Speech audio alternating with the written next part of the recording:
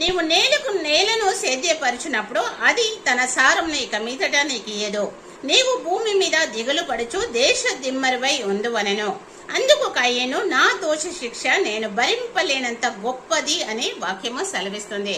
ఆదికాండము 4వ అధ్యాయము 12-13 వచనముల ద్వారా హేబేలు రక్తంలో స్వీకరించినటువంటి భూమి శపించబడినట్టుగా చూస్తున్నాము.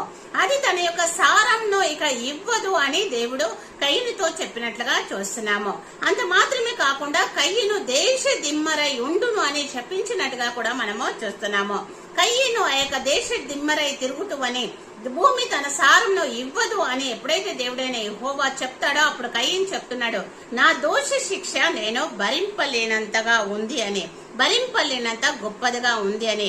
మన దోష శిక్ష గొప్పదిగా కాకుండా ప్రభు చిత్తానుసారంగా ఈ లోకంలో మనము జీవిద్దాము గాక. ఆమేన్.